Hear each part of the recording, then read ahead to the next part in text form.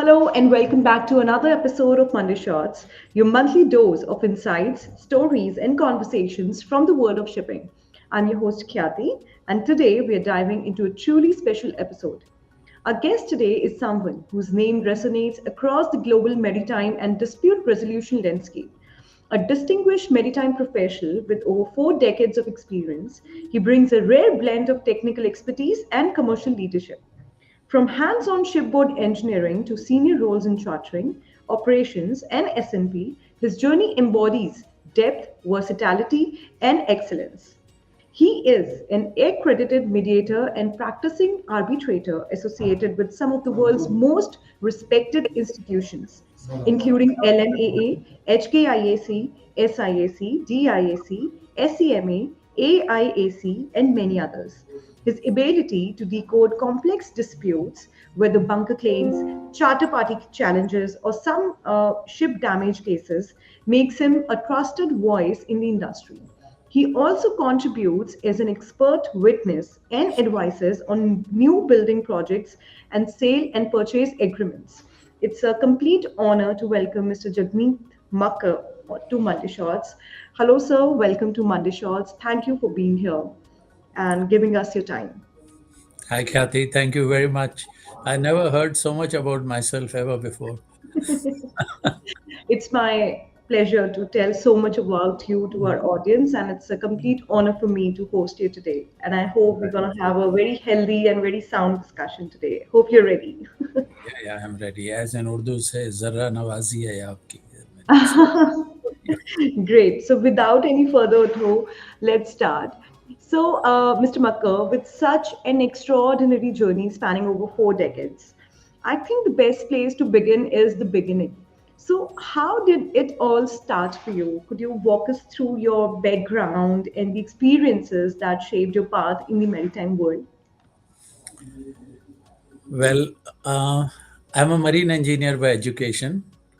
I'm DMET 7781 batch and very proud to be a DMETian. And after graduating in 81, I sailed out at sea. I sailed as various positions, junior engineer, then finally as a chief engineer. And in between, I left sailing and I joined Indian Railways. I did my Indian engineering services, 2 years with Bharat Sarkar. Uh, Oh, Almost everywhere I went. So, on government pass, of course, and learned a lot. And then I decided to come back to sea. So, they always say once you drink the water from a ship's tank, you cannot get away. So that is what happened actually with me. And I was back, and then I joined KC Maritime for about 17 years. 1993, I stopped sailing, almost 12 years, including railways, and started with shipbuilding, ship management. Then in 99, I did my ICS exams. That's why I put there, I love ICS, Institute of Chartered Shipbrokers. And that's what changed my life. So from technical, I moved into commercial. So that was the time with chartering, sale and purchase, cement carriers, marketing. Then 2006, I decided to make a move and I joined Noble Group in January 2007. That was an amazing experience because there all of a sudden I was put onto the deep side of the pool, with the five hats that I was wearing. It was very interesting, including derivatives, head of Panamax, head of India business, sale and purchase, looking after third party ship managers. It was too much. all So, together. all together at the same time. So, and it was interesting. Of course, I had my teams in various areas, and that was very good. And in 2015, I decided that enough was enough, and I was 56 years old, and I stopped doing any corporate work, and I went away to London to do my masters in energy trade and finance, Cass Business School. When I came back, my thought process was totally into education, training, dispute resolution, arbitration. Then recently, I have become a mediator, accredited mediator, and some expert witness, and then helping clients with their consultancy work, some positions on the board. So that's what it is, and enjoying life as it is. Yes, that's very important. I Yeah. think that's an incredible journey, sir, and it really sets the foundation for so much of the work you do today.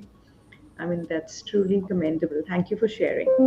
And now, what makes your profile truly unique is the diversity of roles you have handled: ship management, operations, commercial, dispute resolution, as you just mentioned, while never ignoring academics across across such varied domains, what similarities have you observed, and which one has been your favorite out of all?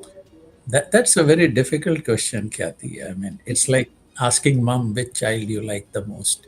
So that's not very easy. And that's a question which I am asked again. Oh, when you were a technical manager, what did you think about the chartering guys? So when I was in chartering with the background of technical, so the questions were being asked, do you still think like an engineer or now you're totally a commercial man?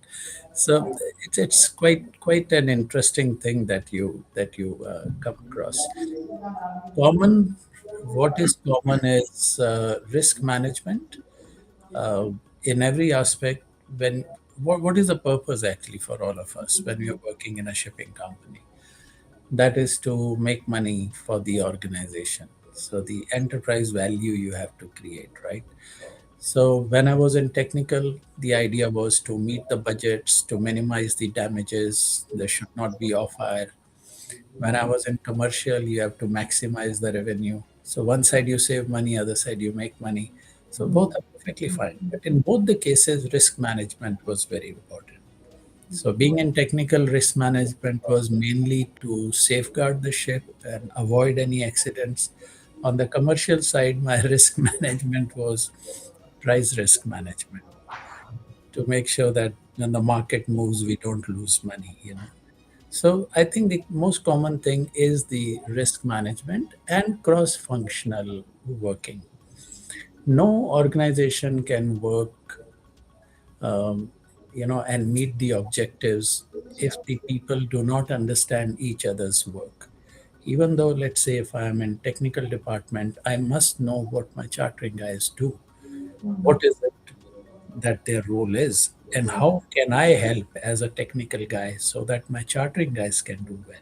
Right. Same thing if I am in chartering, I must rely on my operations. Like it should not be I just fix the ship and dump everything on my operations people. Right. Guys, this is the recap. Now go ahead and all the mess that I have agreed to, now you take care of it. Yeah. Yeah, absolutely. Yeah, I think the cross functional knowledge to appreciate each other's work and respective risk management, whichever area that you are in.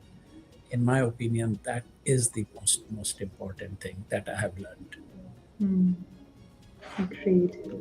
Yes, I think you're completely right. And now shifting from those high intensity commercial and operational roles to the world of academics is a significant transition. So, what inspired this move? I'm really interested in knowing, like, now that you have increased your focus on academics and dispute resolution, what is the main motive behind choosing this path?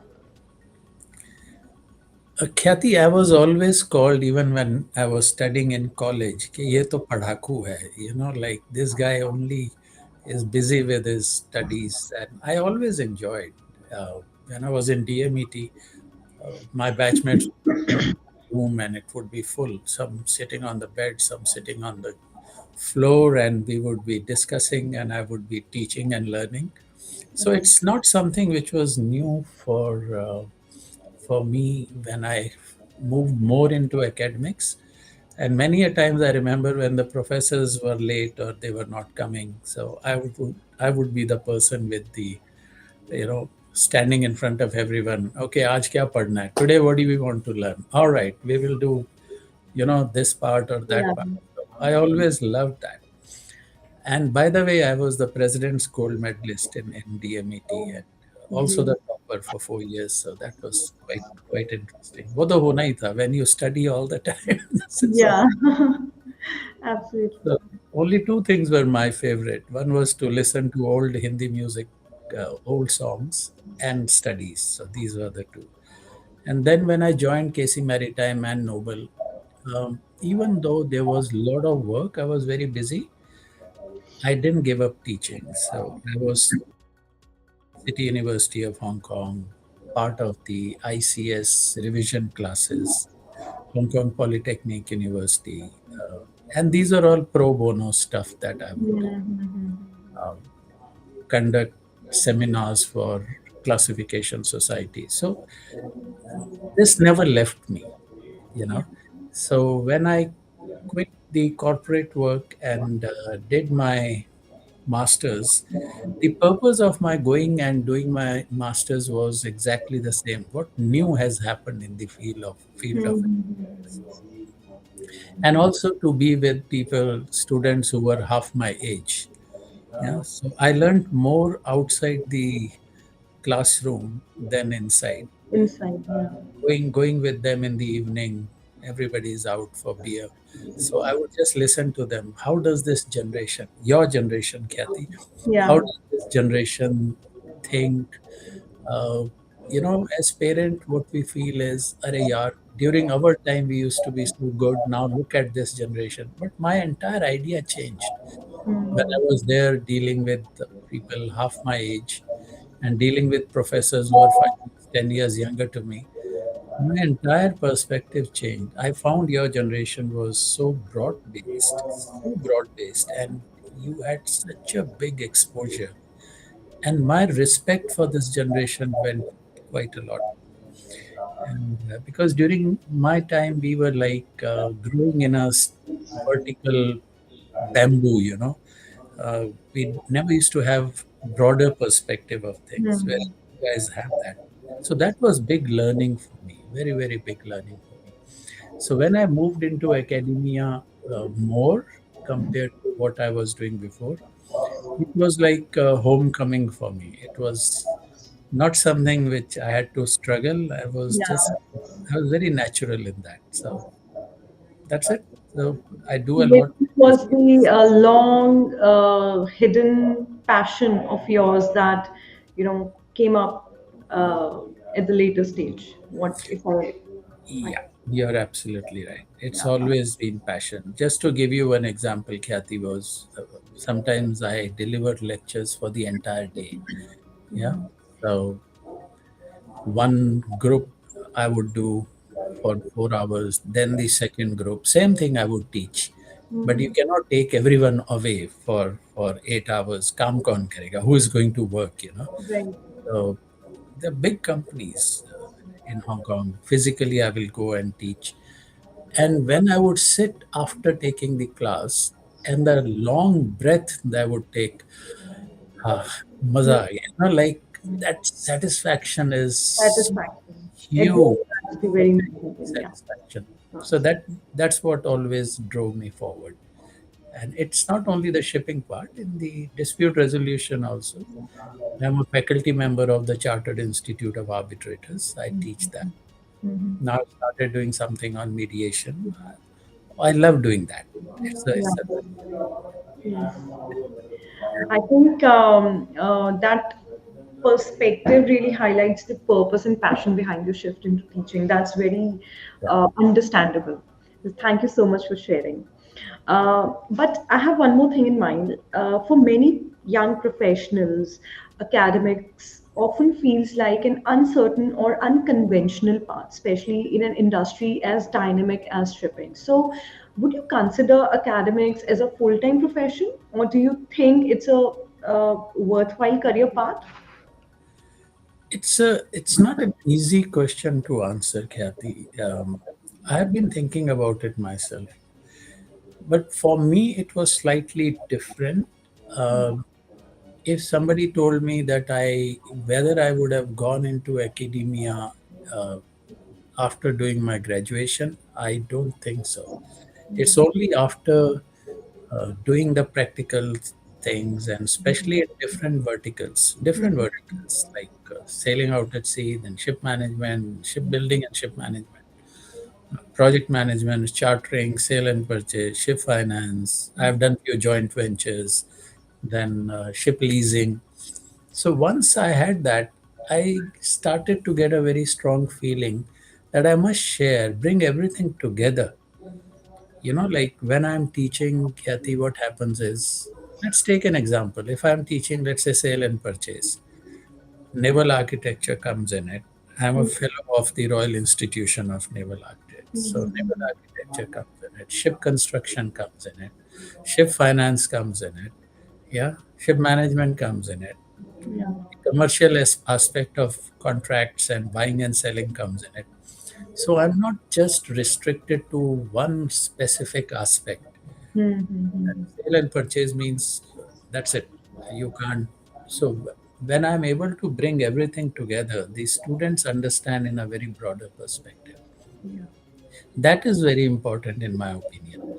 To answer your question very straight way, no, I wouldn't do that straight going into academics, especially in our business. Let me give you one example, if I'm not taking too much time. No, no, no, please. We have started this executive MBA course at IIM Mumbai and Mm-hmm. CMA, Company of Master Mariners India, and Institute of Management Mumbai. So there's a, it's called very interesting course it is.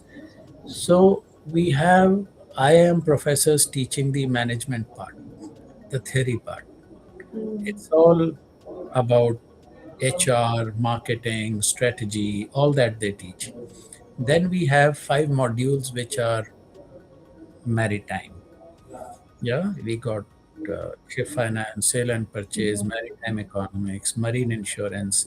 So there are five lead faculty members. I am one of them. So I teach marine insurance there. Okay. And I have got a team with me, three people like Captain Pankaj Kapoor is there, Mr. Krishnan Subramanyam is there.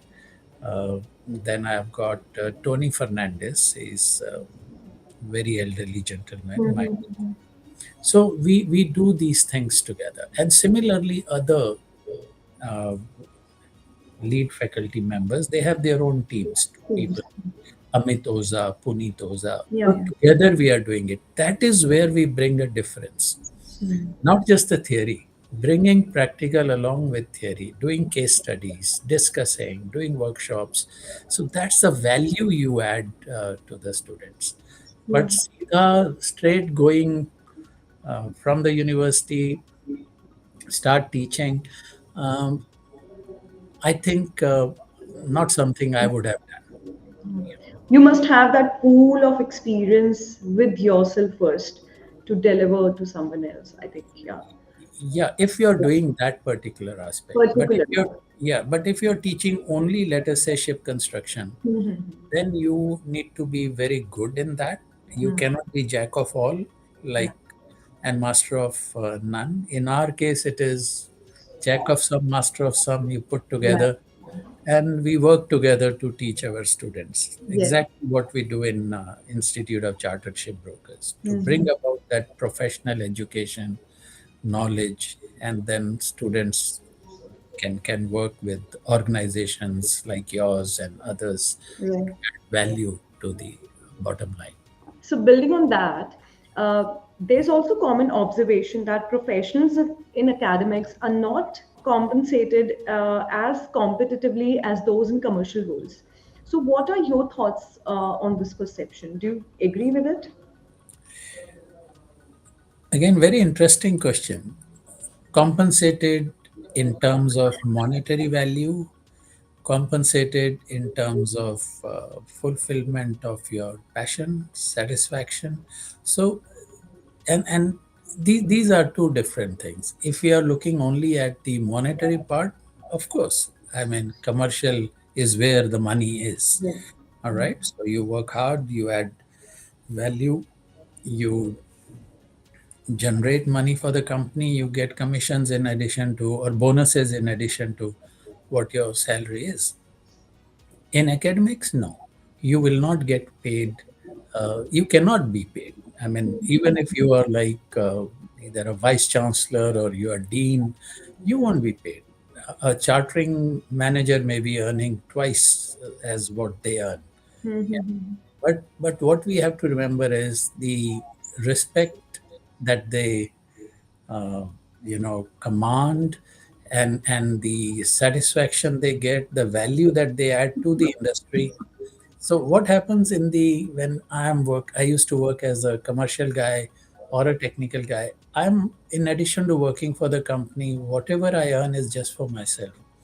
Whatever I derive is for myself, right? In addition to doing my work would be just limited to that part.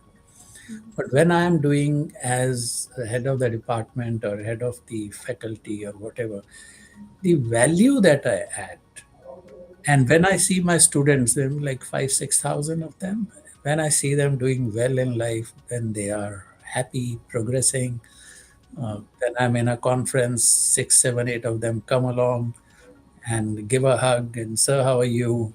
All that. I said, how are you? What is it that you are doing these days? So that satisfaction cannot be compensated by way of monetary value. So this question is to answer your question. No, monetarily you cannot compare, but there are many other ways to bring about that satisfaction. And then it depends on like person to person, like what they're actually seeking, the That's right. monetary thing or the Yeah. satisfaction level, of course. So I will add there, Khyati, one thing. There are people who think, oh, Abhi, this is the age we should be making money as in various positions in the shipping line. When we get older, that is the time we'll go and start teaching. No, it's not like that.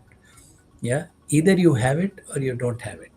Yeah, So it is not that later on suddenly your passion will take birth and you will start teaching. It has to be inside. It can be developed, yes, the knowledge can be developed, but that passion, it's a bit difficult. You need to have that desire to share, desire to put yourself in the place of your students, understand what is it that you can add to their life. And when you see that smile on their face and happiness in their eyes once you have finished your class, that's it. I mean, you feel yes, so that's great enough. about it. Mission accomplished. Mission accomplished. Yes, absolutely. Great. So, now there's another perception that often comes up, one that many students and even professionals talk about. Though you have answered a bit of it in your previous question, but I would still like to ask it. Shipping is seen as a field driven by hands on practical experience, while academics is viewed as more theory oriented. So, how does one bridge that gap in your point of view? Yeah. You see, theory is essential, it is necessary.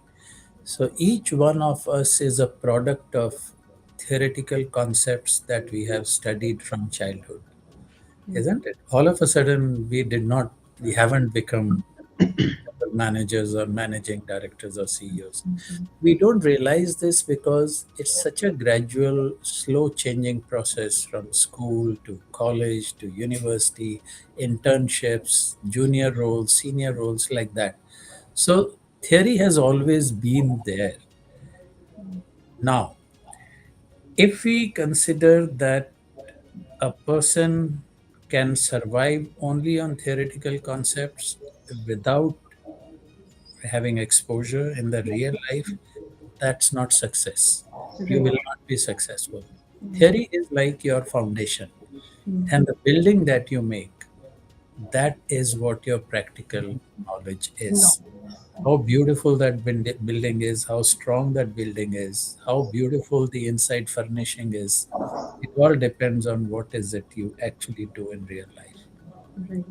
Yeah, So the correct balance of both is very important. absolutely.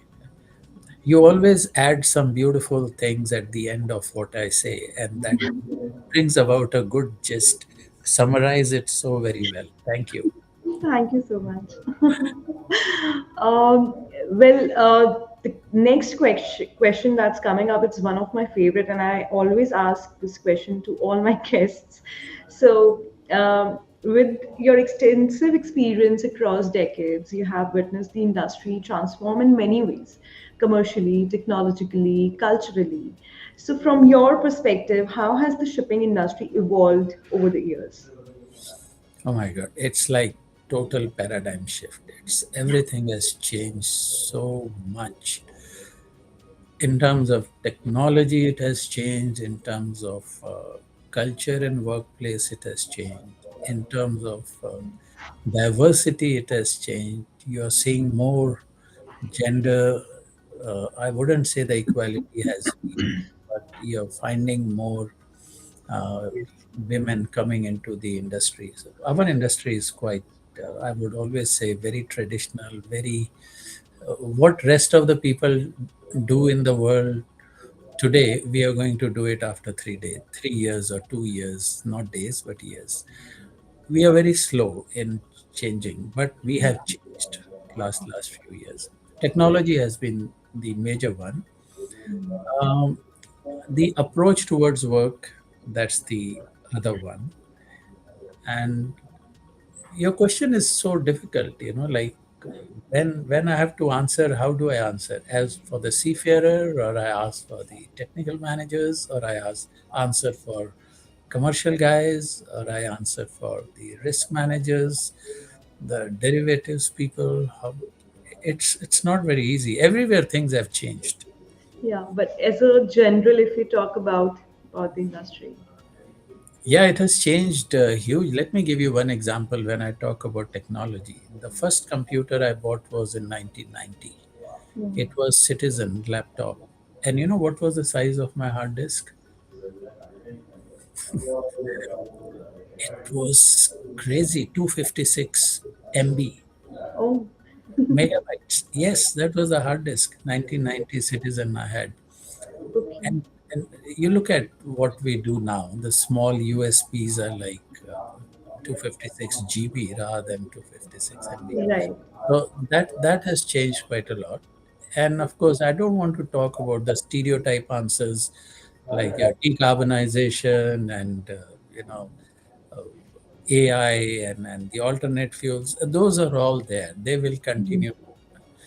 But one area which I like to really focus on is people have become more aware of themselves rather than just working like machines. Hmm. Expectations of today's employee far more than the expectations earlier. At times, our colleagues, younger colleagues, they want everything to happen very, very quickly, which normally doesn't happen. But it's always good to have those expectations because expectations will drive that, it brings about that desire to do well, to study, to grow. And the biggest change which I have noticed is that people of your generation and younger colleagues, they have got so much of material available.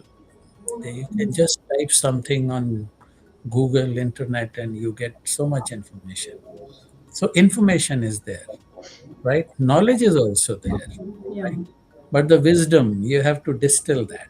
For that, you to be with your seniors, with your colleagues, you have to discuss. So I think, yeah, I've tried to answer your question as much as I could.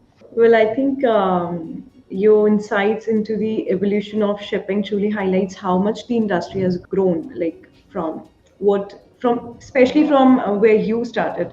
So, thank you for sharing. And that brings me to a more personal note. So, with such a rich and diverse journey behind you, what's the future trajectory you see for yourself from this point forward? That's a very good question, Kathy. Like this is the fourth time you have talked about my background and such a big journey. I still feel I don't know anything. Like every time I learn, I still feel, oh my God, I need to learn this. I need to learn that. Every day is like eureka for me. It's so very important. So going forward is the same thing that I will continue to learn. Um, I actually make sure that every 1 or 2 years I do some formal education and and some accreditation that I get. Because for me, without continue to learn at the age of 66 now, I'm going to be 67 next year. Okay. And if I am not going to make sure that my brain cells, my gray cells, they remain very active, it's not going to work because I'm not going to retire. I have never thought about retirement. When I left my corporate work, it didn't mean that I've retired. And I think till the time I go back to my creator, I'm going to continue to work. So when I teach, that's a beautiful thing. I can do that till the end. When I'm doing dispute resolution as an arbitrator, mediator, more gray hair you have, more wrinkles you have, more people say, more wisdom you have. I'm Yes. not sure. Yeah. So I'll Right. continue to do that. So, yeah. Great. I think that's truly inspiring, sir. I mean, especially the fact that you said that getting retired is not in your plan. DNA. Yeah, in your DNA, yeah. And getting updated yourself is, I think, everyone must do. I mean, just like any software we get, and it gets updated time to time. So we must get ourselves updated from time to time. Yes, that's That's true. so nicely. See, again, you have summarized it. I only wish if it was Jagmeet Makkar version 1, Jagmeet Makkar version 2, every 6 months the version keeps changing. So that Yeah, would be but very it was in your mind, of course. But that's well said, sir. Thank you so much for yeah. sharing. Thank you. And so this brings us to the end of our today's episode. Thank you so much, sir, once again for sharing your experience, your wisdom, and honest reflections with us today. Thank you for giving us your time.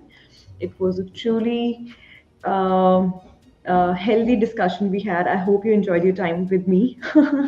Yes, Khyati, thank you very much once again. It's been a wonderful time to be here and talk to you and try to answer your questions, which were very difficult at times. I didn't know where I was going.